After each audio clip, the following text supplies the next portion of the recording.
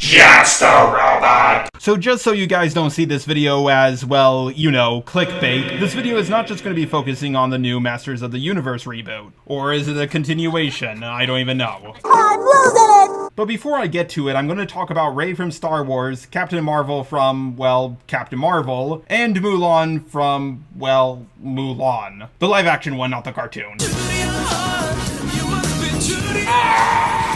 I will also be going into how politics are currently affecting our media, and I'm going to go over China's influence a little bit as well. First, I want to talk a little bit about women in media throughout the decade. Let's get this over with. Women, for the longest time, didn't really have the best roles. Usually, their personality boiled down to being pretty and nice. Sometimes they were even boiled down to just being a MacGuffin. But during the 80s, there were a lot more women with superpowers, or women fighting alongside men and having various different personalities. But during the 90s, representation for women just exploded.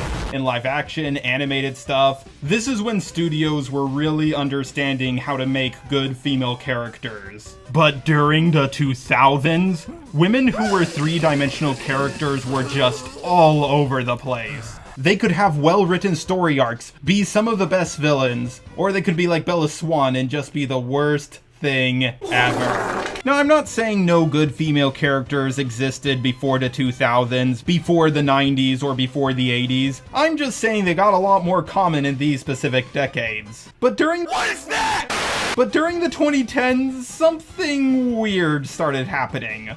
Studio executives used to say things like, we need a good female character who will appeal to the masses. I got it, we make her really hot, with some big assets. The prettier we make her, the better. Now studios say things like, yes, that was a good soy latte. We need a female character. Oh, I got it. We make her really powerful, with no flaws whatsoever. In fact, her one weakness is that she actually underestimates her power. The stronger we make her, the better. Now, while my motherboard was certainly a classic Christian conservative robot, my fatherboard was a big 80s guy, and introduced me to things like RoboCop, Terminator, and of course, Star Wars. Star Wars was a big part of my childhood. I was even young enough to really enjoy the prequel trilogy. And I was pumped for the sequel trilogy. I heard a black guy was going to be the main character, and then the movie actually came out, and the black guy became less and less of a main character as the movies went on. I'm just here to get Rey. I'll go in and try to find Rey. The troopers will be on our tail. We have to be ready for that. Rey! The main character was actually a female named Rey, who basically has no personality. Now, to be fair, Luke and Anakin weren't exactly the most three-dimensional complex characters, but Rey seemed to be even more bland than them.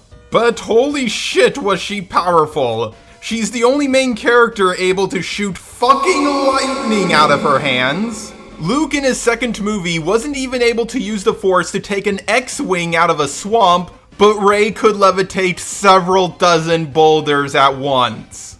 She figured out a problem on the Millennium Falcon that not even Han Solo knew about. In the first Star Wars movie, Luke got his ass kicked by a sand person, and Rey beat two guys by herself. In each movie, she just got more and more powerful, up until the last movie where she defeated fucking Palpatine. The Captain Marvel movie actually messes with the main Marvel canon. Captain Marvel is also the most powerful Marvel superhero at this point. In fact, she's more powerful than any of the Avengers, even fucking Thor and Hulk.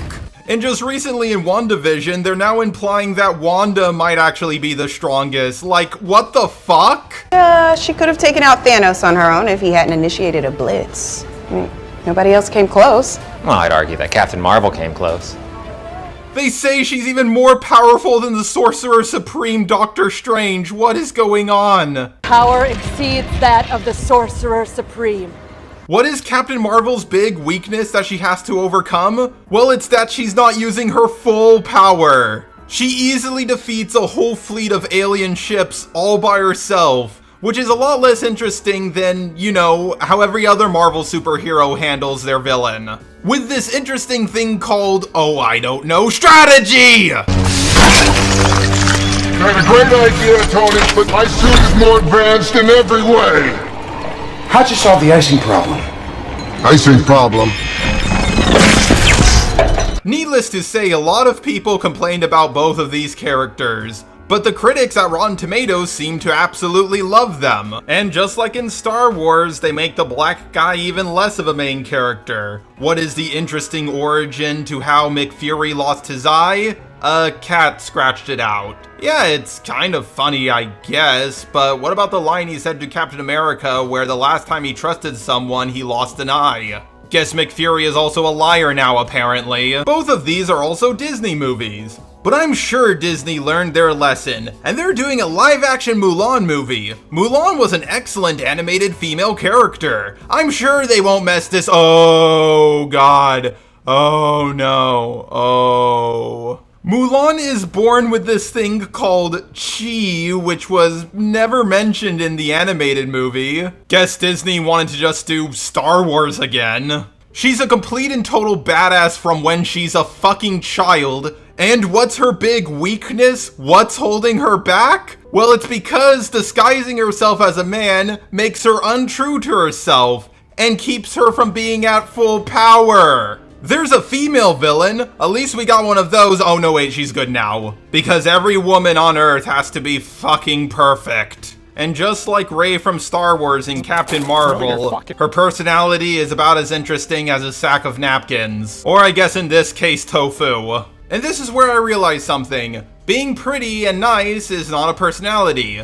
And neither is being super powerful. They want women to be powerful, but they also don't want them to have any flaws whatsoever or work towards that power. That just goes to show you how bad cancel culture has gotten. I'm just about to talk about Masters of the Universe, but before I do, I just want to briefly talk about how China is influencing our media. Now, I know this might come as a shocker to you, but China is a really big country.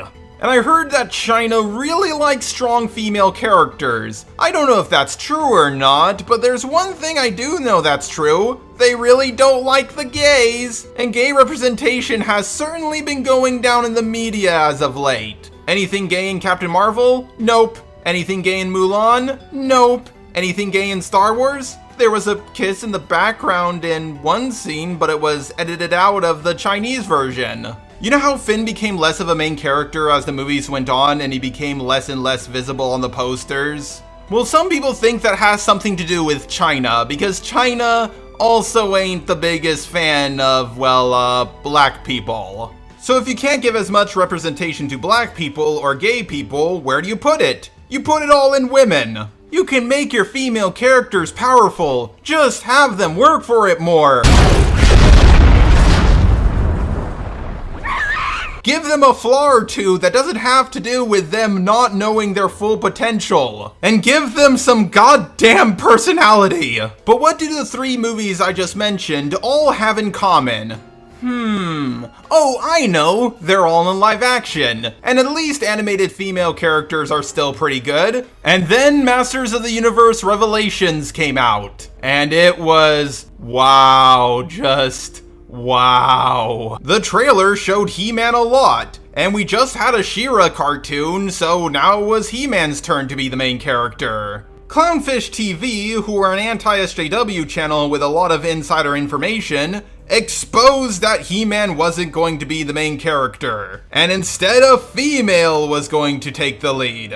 The head director of the show, Kevin Smith, denied what Clownfish TV said. He said on Twitter, He-Man does no stepping aside, and Teela has no girlfriend in the show. And while one of those things seems to be true for now, Teela doesn't have a girlfriend, which I really don't care if she does or doesn't, He-Man does step aside. How does he? Oh, I don't know. He dies in episode 1. Now, to be fair, he doesn't go out like a bitch like Luke Skywalker did. He actually sacrificed himself to save the entire universe.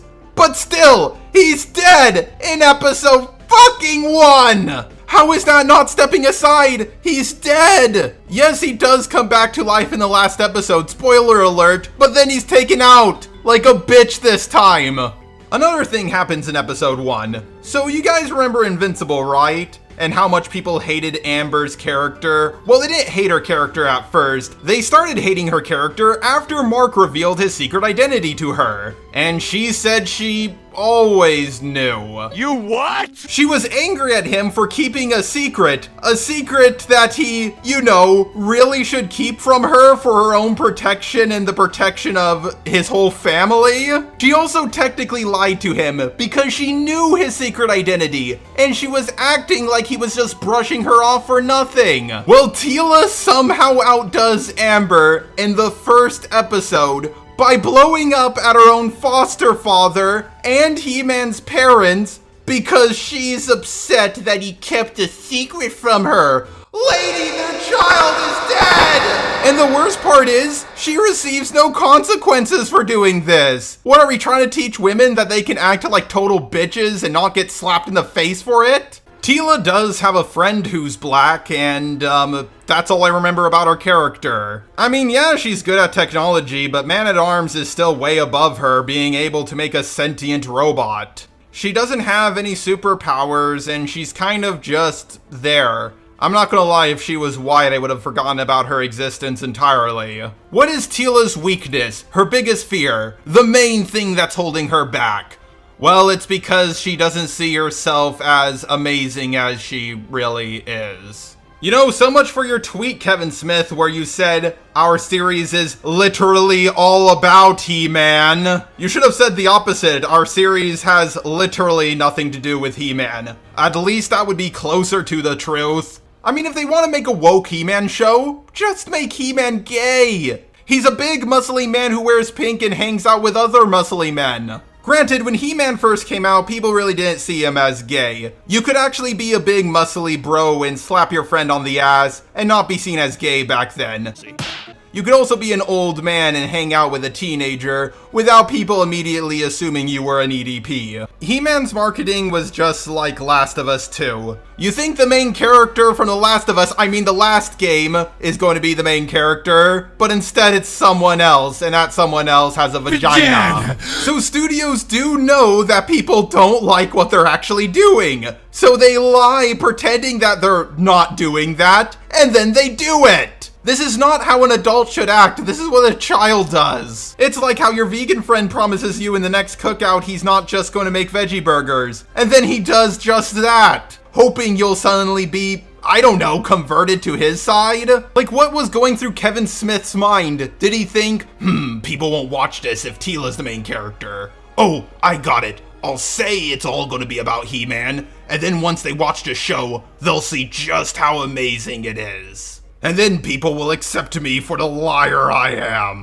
Oh, one more thing, I almost forgot this. When they go to the afterlife and meet all the old masters of the universe, the very first one ever was black. And when I saw this, I said, can't wait for him to disappear and never show up again in 4 minutes. And that's what happens. The main question I have to ask is, who is this for? Why would you take Star Wars, a male-dominated fan base, and make a female the main character, but also make her one of the worst female characters ever? Marvel is male-dominated, and then they give us one of the worst female characters ever. The He-Man fan base is absolutely dominated by older men. What do? Make one of the worst female characters ever. Is this like a plot to get men to hate women? Oh god, they basically made Skeletor an incel. I always wondered what happened to Elliot Rodger when he died, and now I know! People can keep saying that the show was only review bombed because there was a female lead and people didn't like that, but at the end of the day, the fans were lied to.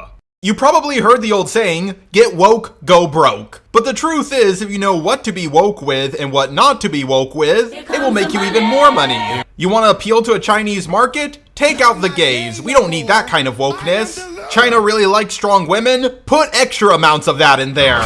We keep asking ourselves, who is this even for? Well, it's simple. It's for the Chinese. Everything in America used to say made in China on it. Well, now it's the opposite. I mean, not literally, but you guys know what I mean. Liars! Liars everywhere!